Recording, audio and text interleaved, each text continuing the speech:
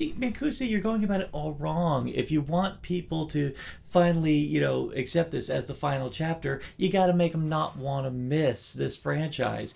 You got to make it awful. You got to make people go, "Oh, thank the fuck Christ, that's over." No, you don't give them endearing characters. You don't bring back Tom Savini to make the kills look like some of the best in the entire franchise. You don't have an endearing kid character played by one of the great kid actors of the 80s. No, you don't do that. You make it absolutely unremarkable and unmemorable. But you know what? You just had to bring in the I guess one of the third best Jason actor in my estimation, at least, who is a career stuntman who actually stood up to the director when when one of the actresses was actually on the cusp of hypothermia, which he inevitably got.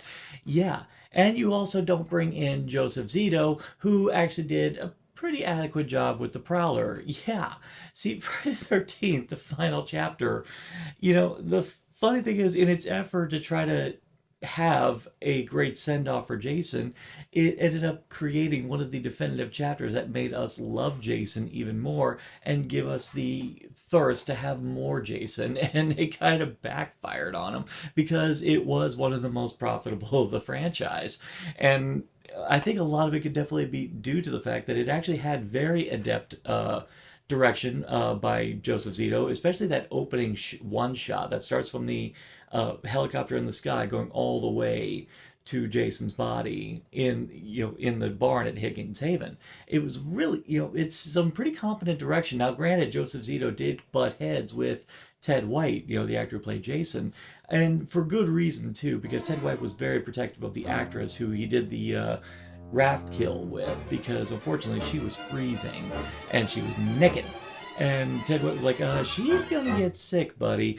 And it was actually very noble on his part that he actually got their back. And he has since spoken very highly of a lot of the young actors who worked on that film and were as committed as they were for the money that they got. It's very endearing. There's a lot of really funny stories about the making of this film, which actually do feed into the enjoyment of the films as a whole. And funny enough, very few of it had anything to do with Crispin Glover and his sick ass dance moves. Right. Fuck you, Danny Terrio. You ain't got nothing on that shit.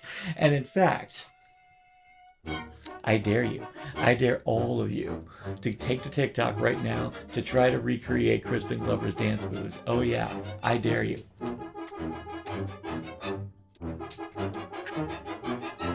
Yeah, that's my thumbnail. I'm